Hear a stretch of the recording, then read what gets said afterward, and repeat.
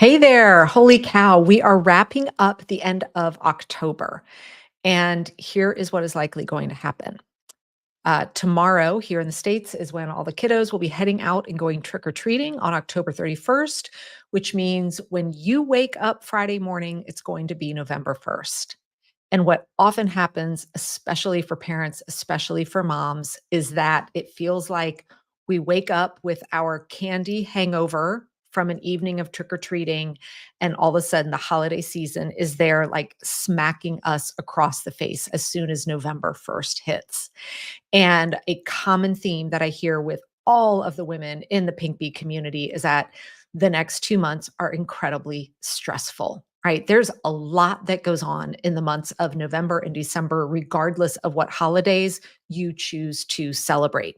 So today I want to share with you one simple strategy that will 100% help you not get or prevent you from getting overbooked during the holiday season. All right. It's one very simple one that you're going to be able to actually go do today. Now, before we jump into that, let's talk about what I mean by overbooked. Because chances are when I say overbooked to you right now, share with me here if you're on live with me, what do you think about? When we think about overbooked, we tend to think about those external commitments, right? Events that we get invited to, parties, school events, neighborhood things, maybe something with your church, community center, etc.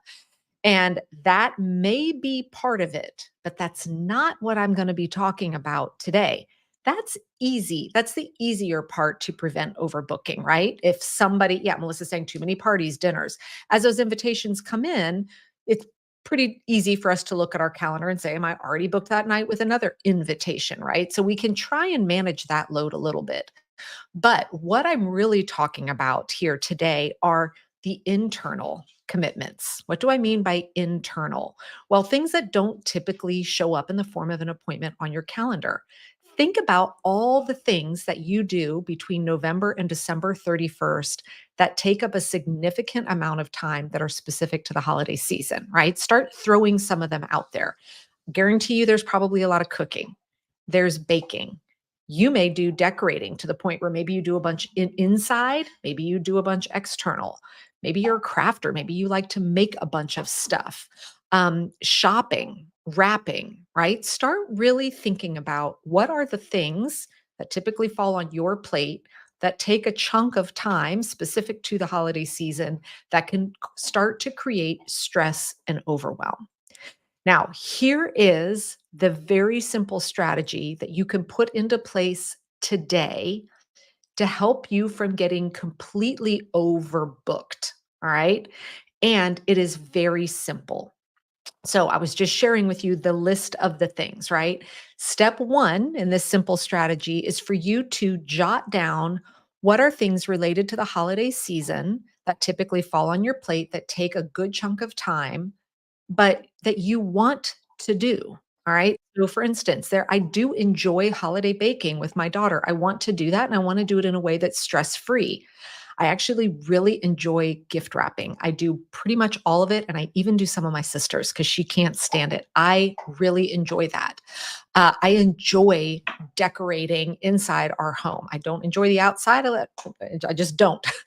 So I really enjoy getting all the decorations up as well. There are a number of things, and I do enjoy holiday shopping. However, what I don't enjoy when those things that I like to do start to become things I don't like doing because it's stressful, because I feel like I'm cramming it in and I'm trying to squeeze it in. And then all of a sudden, the Christmas baking is not fun and I'm irritable and I get annoyed when the sprinkles fall on the floor and all of that. This is what we want to prevent. I love that Nikki's saying that she writes a Christmas poem and mailing it out. And Melissa loves writing Christmas cards. I'm on the fence on whether I love it or not, but I do like having it done. So these are all perfect examples. So here's the strategy that you're going to do. You're going to have that list of the things that take time. And now you're going to go to that calendar, the place that maybe you have those parties that you said yes to, or the school Christmas play that you're going to be going to, or whatever it might be. And you're actually going to create an appointment on that same calendar for those internal events the things that you want to protect time on your calendar for so that you can actually preserve the space and enjoy it instead of trying to squeeze it in between everything else. So, what does that look like for me? Let me give you some examples. I really enjoy, like as I said, the indoor decorating, and it takes a while to do. I have this big Christmas village, all these things. Now, my husband and I don't agree on when we believe holiday decorations should go up. Well, I actually decorate my entire office. I have my own Christmas tree in here and I love it. So, since it's my own office, I get to decorate that whenever I want to. So, I actually have a Saturday on my calendar written down that says this is the day I'm currently planning on decorating my office. I have another weekend where I've written down, hey, this is when we as a family are going to be doing our house decorations. Now, does this mean I have to stick to that? Of course not. But here's why I put it in my calendar. I have those days blocked off. I actually have the Saturday that I know I want to decorate my office. And just yesterday, I got an invitation from a dear friend that would require me to be gone all day on that specific Saturday. And I went and looked at my calendar and saw I had written down, I'm decorating my office that day. Well, that means now I get to make a very intentional choice. Do I want to say yes to that? And if so, is there somewhere else where I can move that decorating time so that I can still protect it, right? Just because I've put it in the calendar doesn't mean I can't choose to move it as other requests for my time start coming in. And that example, it worked out perfectly that I just went, I'll just decorate on Sunday because that day was open. Now, if a request comes in for that Sunday, I might say no because I want to enjoy being able to do that instead of saying yes to external things and then trying to squeeze the other stuff in. So, this is your homework assignment. Make the list of the things that you want to have the space to enjoy, you don't want to feel rushed or stressed about.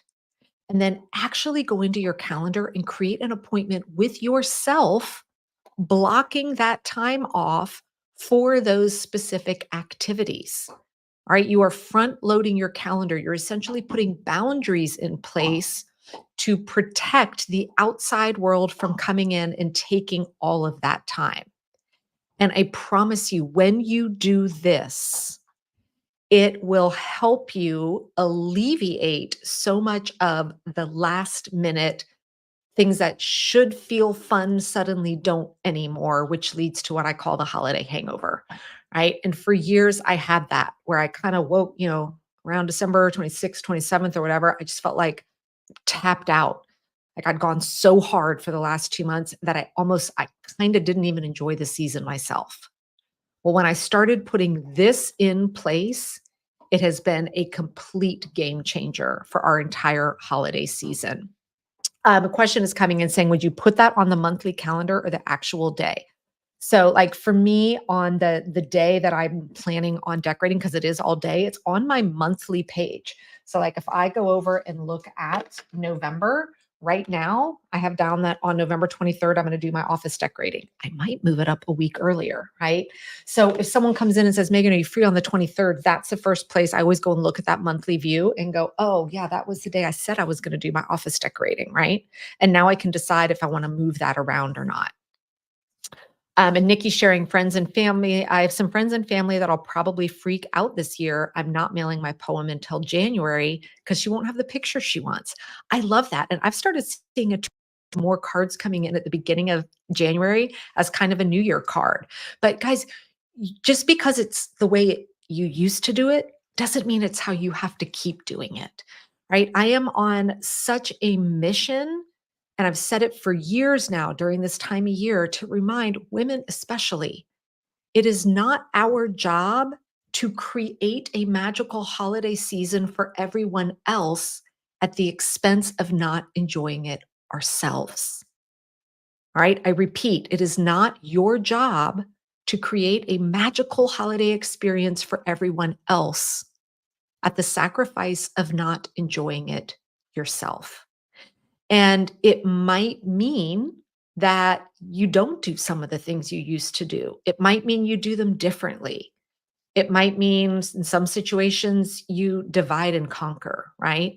But at the end of the day, we deserve to enjoy these memories together and do our best to navigate this time of year in a stress-free way. Yeah, and Melissa's now saying, "I love the idea of a New Year's card." So who knows? Maybe you will be starting a movement here, Nikki, to share this strategy out with others and say, "Hey, you don't have to squeeze this in," because yeah, a lot of times we get the best pictures around that holiday time, and maybe that's what we want to put on our card. So keep the conversation going here because I think there's a lot that we can learn from each other when we start sharing different strategies that we're using to try and minimize feeling stressed during this time. Because remember, we all deserve to enjoy this in a stress free way. All right, guys, I'll see you back here soon.